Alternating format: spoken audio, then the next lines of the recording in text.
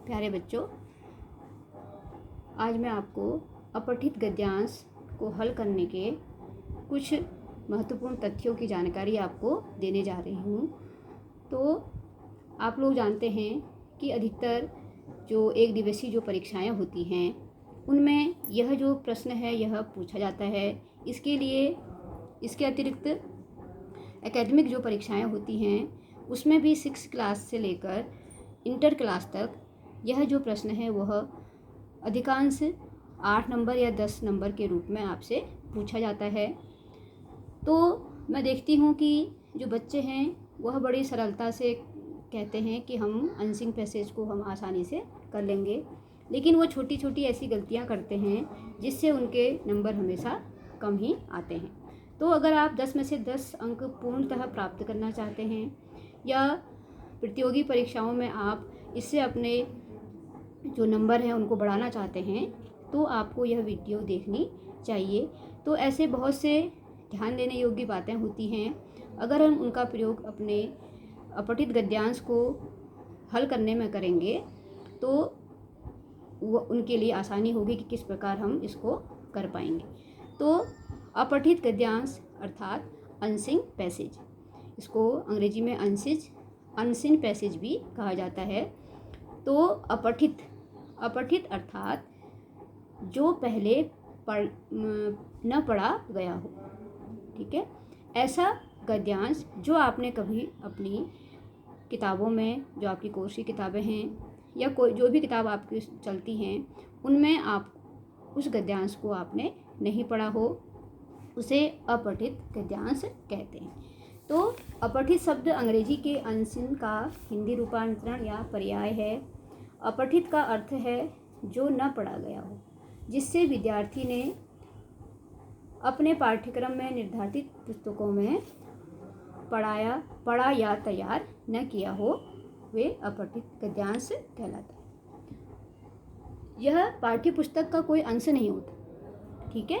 ये किसी भी कहानी का, निबंध का, लेख का, किसी की जीवनी का एक अंश हो सकता है और इस पर आधारित प्रश्न हल करने के लिए आपको दिए जाते हैं, जिससे छात्र के अर्थग्रहण, मौलिक चिंतन तथा पढ़कर स्वयं हल ढूंढने की क्षमता का विकास होता है, ठीक है।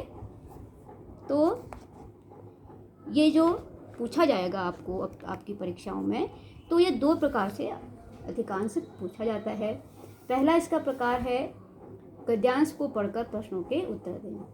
तो आपको एक अपठित गद्यांश दिया रहेगा, उसके नीचे आपको प्रश्न संख्या क्रमानुसार 1 2 3 4 ऐसे करके आपको दिया रहेगा और आपको प्रश्नों को पढ़कर गद्यांश से छांटकर अर्थों को प्रश्नों के उत्तरों को लिखना होता है। और दूसरा जो प्रकार होता है विकल्पों में से सही उत्तर चुनकर लिखना। प्रश्न दिया रहेगा, उसके 4 विकल्प दिए रहेंगे, उन 4 विकल्पों में से कोई एक विकल्प आपका सही उत्तर होगा, तो वही आपको गद्यांश को पढ़कर उस विकल्प को चुनकर लिखना होगा, ठीक है। अब ये बहुत से बच्चों के दिमाग में ये बात आती है कि अनसिंग पैसेज क्यों पूछा जाता है। तो इसका एक उद्देश्य होता है। उद्देश्य क्या होते हैं? विद्यार्थी की बौद्धिक क्षमता का परीक्षण करना। पहला उद्देश्य इसका होता है कि विद्यार्थी की बौद्धिक क्षमता अर्थात उसकी विचार क्षमता, उसके क्या विचार हैं, उन क्षमता को की जानकारी लेने के लिए, परीक्षण करने के लिए यह अनसिंग पैसेज पूछा जाता है। दूसरा है विद्यार्थी अनुच्छेद में निहित भावों को, विचारों को ग्रहण कर पाता है, क्या उसमें इतनी बौद्धिक क्षमता का सामर्थ्य है कि वह स्वयं विचारों को समझ सके, ठीक है, यह भी उद्देश्य रहता है। और तीसरा है भाषिक ज्ञान का परीक्षण अर्थात शब्द ज्ञान, शब्द भंडार का भी पता चलता है, ठीक है। और अगला है उपयोगिता। इसकी क्या उपयोगिता है? अगर हम अनसिंग पैसेज हमें दिया जाता है तो इसकी क्या उपयोगिता है, क्या ये हमारे लिए आवश्यक है, इससे हमारे अंदर किस चीज़ की क्षमता का विकास होता है। तो इसके लिए पहला जो उपयोगिता है वह है लेखन कला में निपुणता और क्रियाशीलता आती है। ठीक है। और दूसरा है, इससे विद्यार्थियों की स्मरण शक्ति का भी विकास होता है।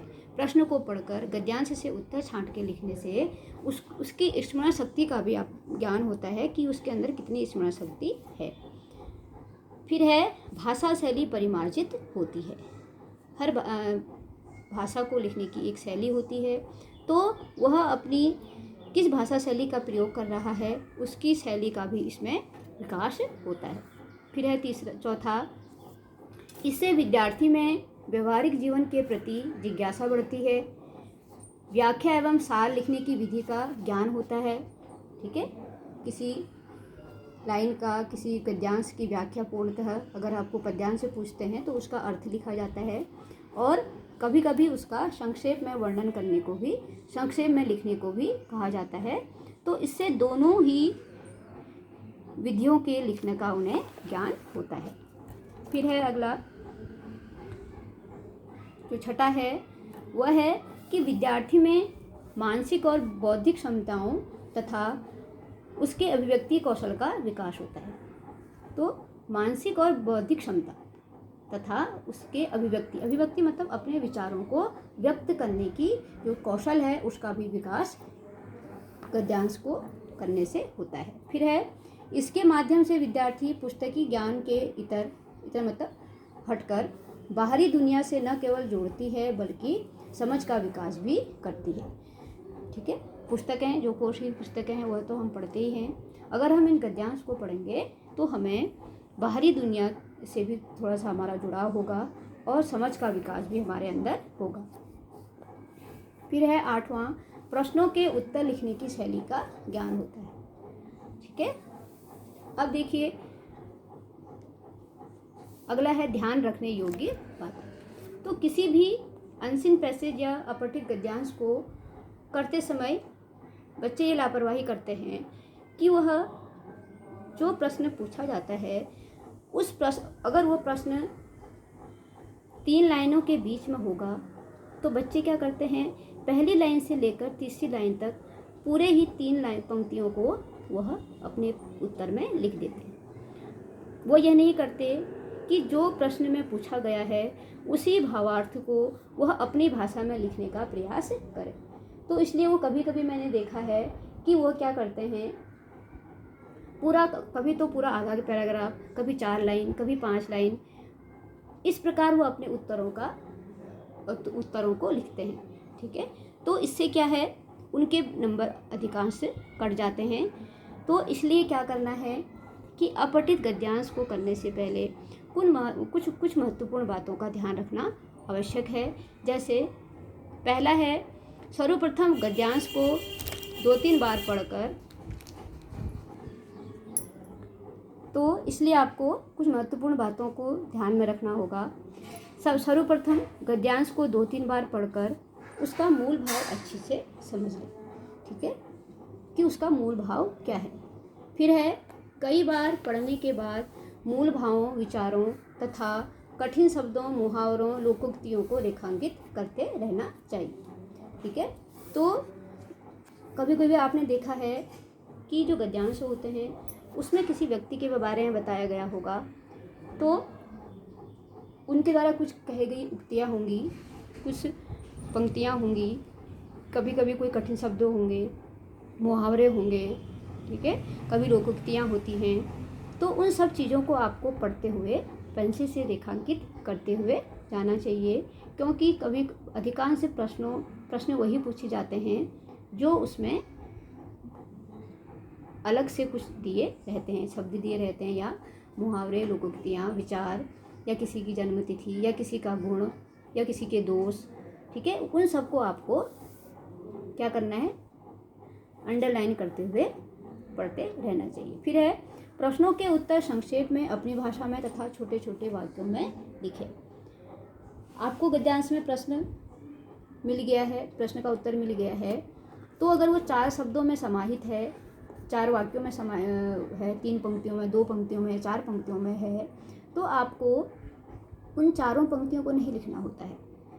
ठीक है, तो आपको क्या करना पड़ेगा, प्रश्नों को संक्षेप में लिखना पड़ेगा, और उनको लिखते समय कवि या लेखक की भाषा का प्रयोग न करके अपने भाषा का प्रयोग करते हुए छोटे छोटे वाक्यों में लिखना होता है। ठीक है। फिर अगला, प्रश्नों के उत्तर गद्यांश के आधार पर ही दें, अपनी ओर से कुछ न जोड़ें। ठीक है। प्रश्नों के उत्तर हमेशा उस गद्यांश में दिए गए मूल भाव के आधार पर ही आपको देने चाहिए, उसमें अपनी ओर से कुछ नहीं जोड़ना चाहिए। फिर है, प्रश्नों के उत्तर सरल हों, उत्तर ज्यों का त्यों नहीं लिखना चाहिए। ठीक है। अगर आप प्रश्न के उत्तर लिखते हैं तो वह सरल होनी चाहिए, सरल भाषा में होनी चाहिए, और ज्यों का त्यों मतलब जैसे उसमें दिया गया है वैसे ही उन प्रश्नों का उत्तर न लिख के उसमें थोड़ा परिवर्तन करके अपनी भाषा में अच्छी शैली में लिखना चाहिए। अगला है, क्या महत्वपूर्ण बात है, यदि विकल्प दिए हैं तो प्रत्येक विकल्प पर विचार करके देखें कि उनमें से किसके अर्थ की संगति संबंधित प्रश्न के साथ बैठती है। कभी कभी ऐसा लगता है चारों विकल्पों को देखकर कि चारों विकल्प ही सही हैं, और कभी लगता है कि कोई भी विकल्प सही नहीं है। तो ऐसा नहीं होता, उसमें से कोई एक विकल्प सही होता है, तो आपको उसी विकल्प को चुनकर लिखना है और उसकी संगति उस प्रश्न के साथ बैठनी चाहिए कि प्रश्न क्या पूछा गया है उसी के अनुसार उत्तर देना है। फिर अधिकतर गद्यांश में अंत में एक प्रश्न पूछा जाता है कि उपर्युक्त गद्यांश का शीर्षक बताइए। तो शीर्षक क्या होता है? शीर्षक का अर्थ होता है उस गद्यांश में लेखक क्या कहना चाह रहा है, कौन सा वो विषय है जिसके बारे में उस गद्यांश में कहा गया है, वह शीर्षक कहलाता है। तो यदि गद्यांश का शीर्षक लिखने को कहा जाता है तो शीर्षक को मूल भाव के आधार पर ही लिखें। मूल भाव का अर्थ उस गद्यांश में मुख्यतः किसके बारे में कहा गया है, क्या भाव है उसके। ठीक है। फिर है, शीर्षक हमेशा गद्यांश के आरंभ या अंत में ही दिया होता है, इसका संबंध पूरे गद्यांश से होता है। कभी कभी गद्यांश के शुरुआत में ही उसका शीर्षक लिखा रहता है, कभी कभी अंत में उस गद्यांश का शीर्षक आपको देखने को मिलेगा। तो इसलिए उसका संबंध पूरे गद्यांश से होता है, लेकिन उसका शीर्षक उसी गद्यांश के अंदर ही निहित रहता है, छिपा रहता है, आपको उसको ढूंढ के लिखना होता है। ठीक है। फिर है अगला, शीर्षक हमेशा संक्षिप्त, सरल और आकर्षक होना चाहिए। संक्षिप्त मतलब छोटा होना चाहिए, सरल होना चाहिए और आकर्षित होना, लोगों को अपनी ओर आकर्षक करने वाला होना चाहिए। एक मैंने ये बात अधिकतर देखी है कि बच्चे अगर एक प्रश्न का 1 नंबर का प्रश्न है तो उसके उत्तर में वो 5-6 लाइन लिख लेते हैं, और 2 नंबर का है तो कभी कभी 1-2 लाइन का लिख लेते हैं। तो जितने अंक का प्रश्न पूछा जाता है उसी अंकों के आधार पर ही आपको उनके उत्तर देने होते हैं। अगर 1 अंक का हो, ये मेरे अनुसार है, 1 अंक का हो तो आपको उसका उत्तर 1 या 2 पंक्ति में देना होगा। अगर 2 अंक का हो तो 2 या 3 पंक्ति में उत्तर होना चाहिए। खूब बड़ा सा उत्तर नहीं देना है। इससे क्या होता है, जो परीक्षक होते हैं, जो कॉपियाँ चेक करते हैं, उन्हें ही लगता है कि उसको प्रश्नों के उत्तर देने नहीं आते हैं, तो वो पूरा ही क्या कर देते हैं, काट देते हैं। तो इसलिए आपको जो अंक हैं उसी अंक विभाजन के अनुसार ही प्रश्नों के उत्तर देने होते हैं। तो अगर आप प्रतियोगी परीक्षाएं दे रहे हैं, अगर आपको पूरा गद्यांश 2-3 बार पढ़ने का समय नहीं है तो आप क्या कर सकते हैं कि प्रश्नों को पहले पढ़िए। यह मैंने अपने अनुभव से मैं आपको कह रही हूँ कि जो भी मैं अधिकतर मैंने प्रतियोगी परीक्षाएं दी हैं, बीएड दिया है, टीटी दिया है, या जो भी किया है मैंने पेपर, तो उन पेपरों में मैं कभी भी गद्यांश को पूरा नहीं पढ़ती थी। यह मेरा अपना अनुभव है। ठीक है। हर परीक्षार्थी का अपना एक तरीका होता है गद्यांश को करने का।